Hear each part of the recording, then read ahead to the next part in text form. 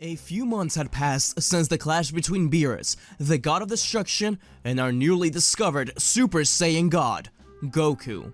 After the battle, both Goku and Vegeta had desire to get stronger, now that they were made aware of the existence of even more powerful opponents. Thus, they requested to be trained by Whis, who agreed, well, only if they supplied human delicacies. However, the youngest Saiyans had unfinished business too. The two hybrids were disappointed in themselves, and, like their father, needed to get stronger.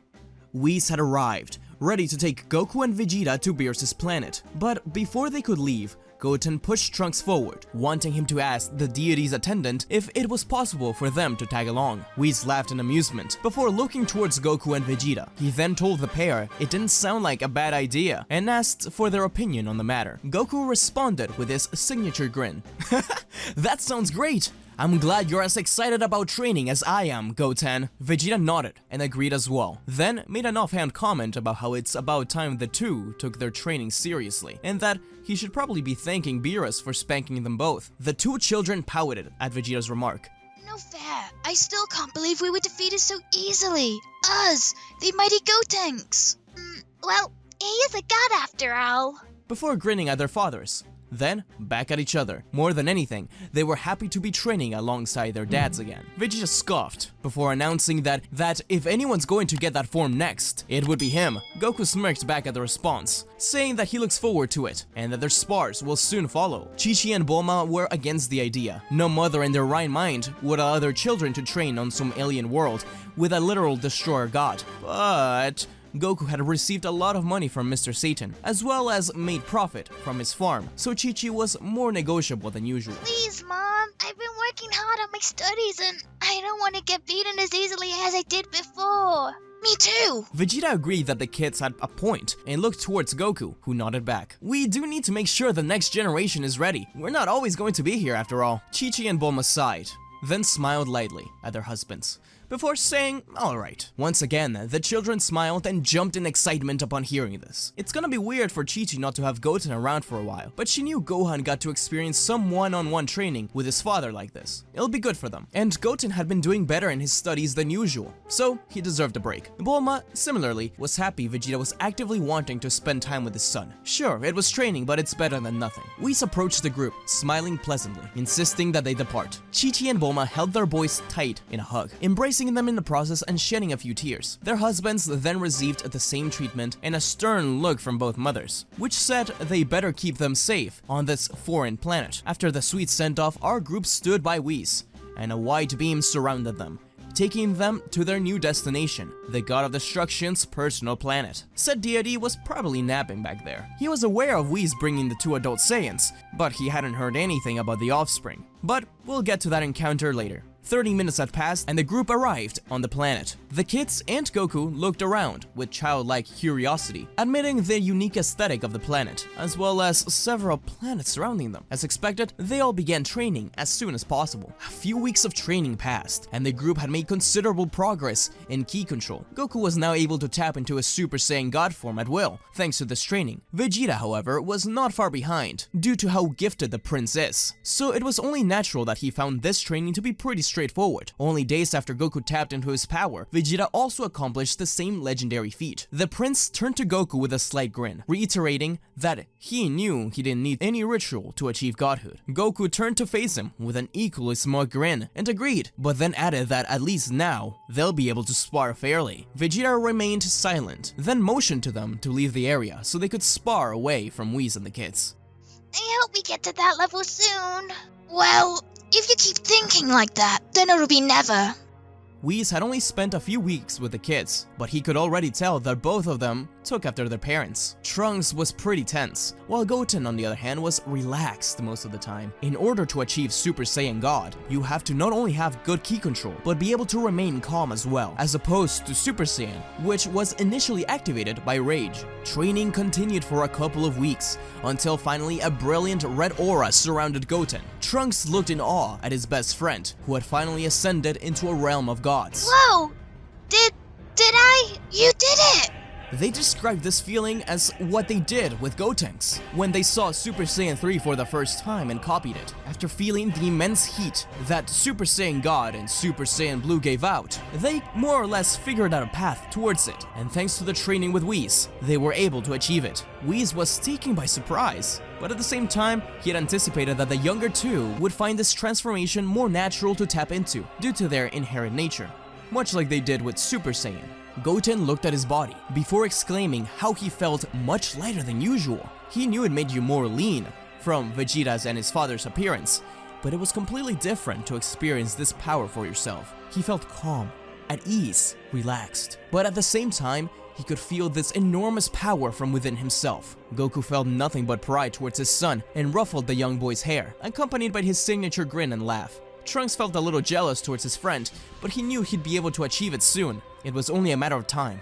Meanwhile, as Whis continued to train the 4 Saiyans, Lord Beerus woke up from his nap. It was Goten's recent transformation that caused it. While he didn't want to challenge the child in battle, he was extremely curious about the development of the 2 new kids. To be able to reach a transformation that allows you to control and wield God Ki at such a young age was certainly not an easy feat. As expected, Trunks also underwent the same transformation only a few days later. The fiery aura surrounded him, just like it did with Goten. He only had a few minutes to appreciate this new power-up and receive praise from his father before Beerus showed up in front of them all. His gaze wandered from Goku and Vegeta to the 2 boys and smirked. Goten powered up as well to match his best friend, then looked towards Beerus curiously. Is something wrong? The deity smiled, looking at Whis, inquiring if it's really necessary to teach children how to become gods. The attendant laughed, then said that the 2 of them wouldn't take no as an answer when he was bringing Goku and Vegeta. Like Whis had previously been, Beerus was more surprised than anything. It was unprecedented that a mere child could achieve Super Saiyan, let alone Super Saiyan God, especially with this much ease. Beerus sighed, then returned back to his quarters. To say he wasn't interested in the Saiyans would be a lie. While they're on his planet, he'll check in with them and their progress once in a while. Goku, Vegeta, Goten and Trunks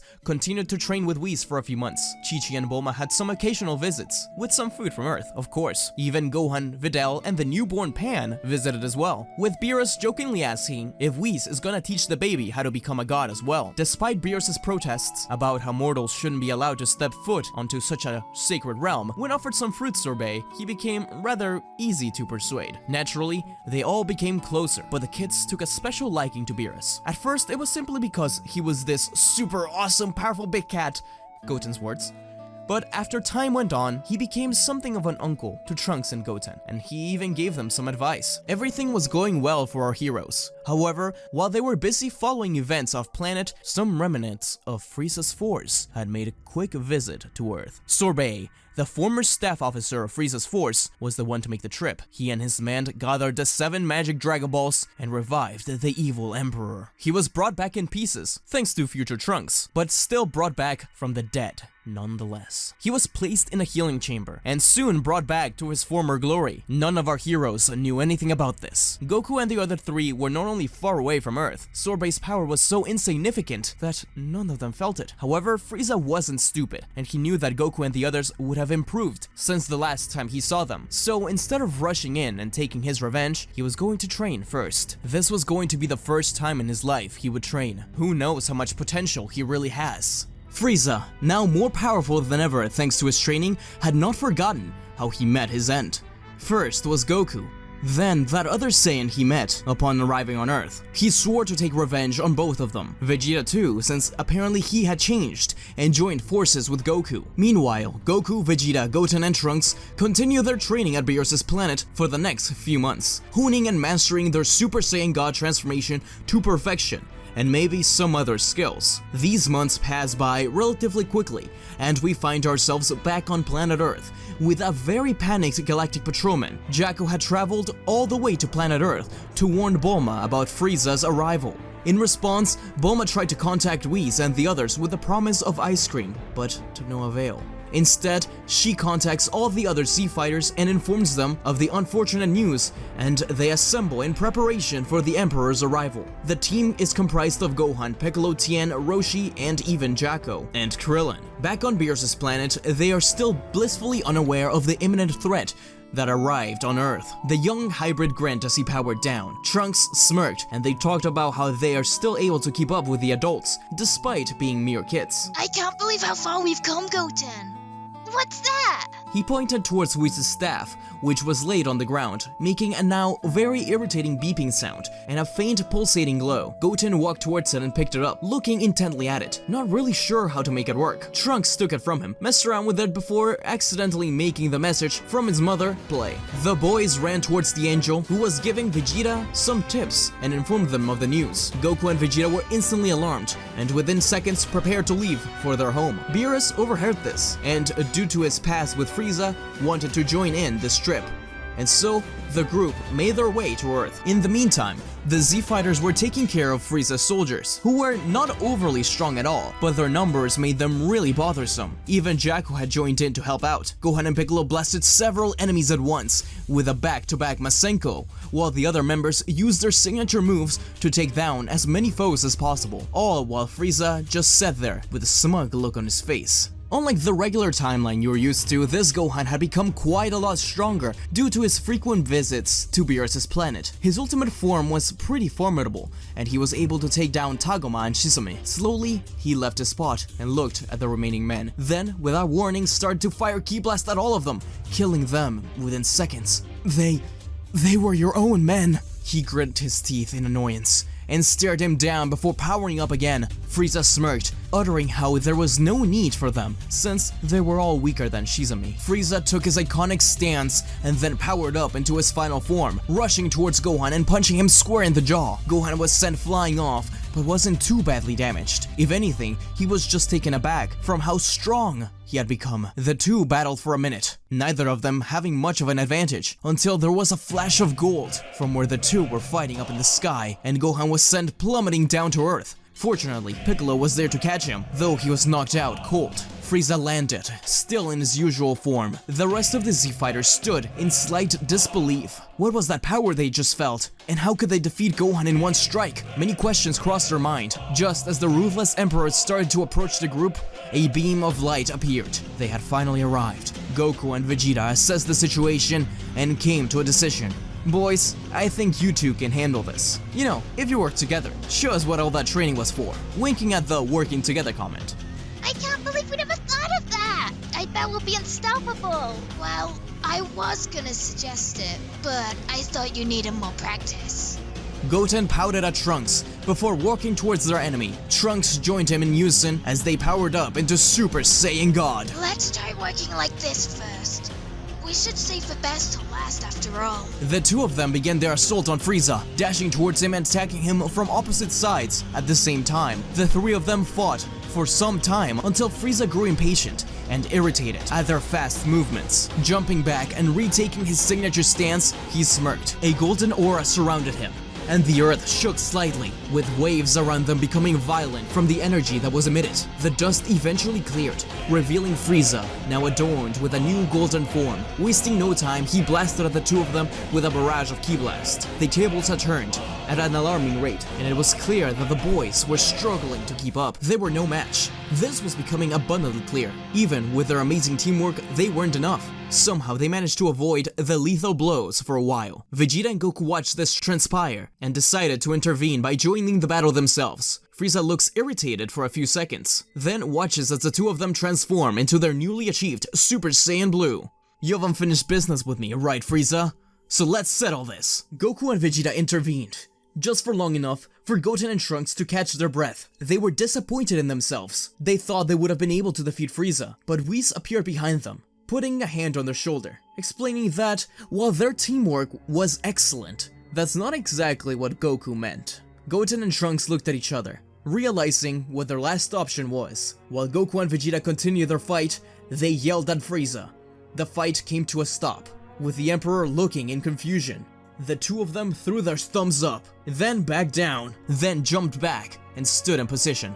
Frieza's expression changed to one of confusion as he watched what transpired next, with the two hybrids dropping out of their Super Saiyan God forms and aligning their energies together. With a small glance, the fusion dance began. You, Shan, ha! Gotenks immediately powered up and transformed into Super Saiyan God. Vegeta, not really sure what was happening, jumped out of the line of fire. Dun dun dun dun! Get ready!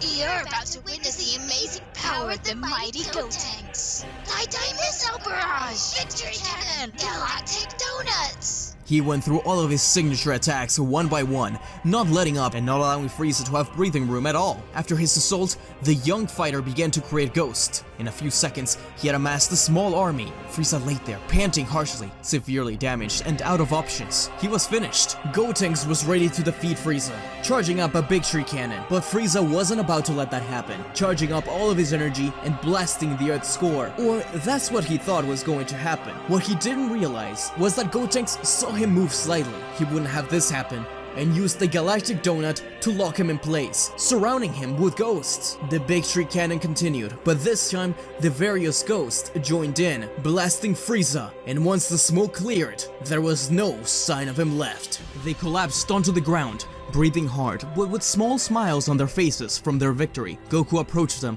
and with his signature grin, told them that they did a fantastic job. Vegeta was a little annoyed that he had his chance of defeating Frieza taken away, but his son defeating his enemy was the next best thing. So, he as well felt nothing but pride towards his son. Goten and Trunks are excited for their next adventure, and this time, they both want to try out sword fighting.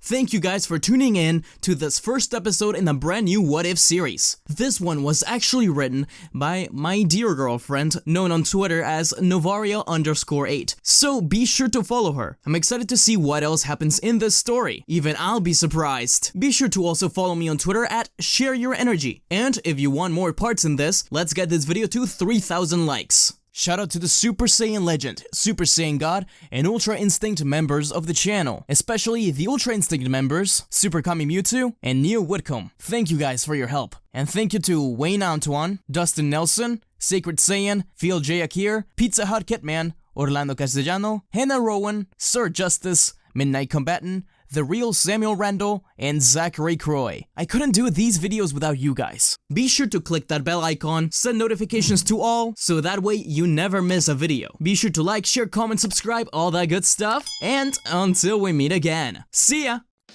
Don't forget to like, comment, and subscribe to SmugStick, unless you want to be destroyed. Lord Beerus, that's hardly fair. But also, don't forget to click the bell icon to get notified when he uploads new videos.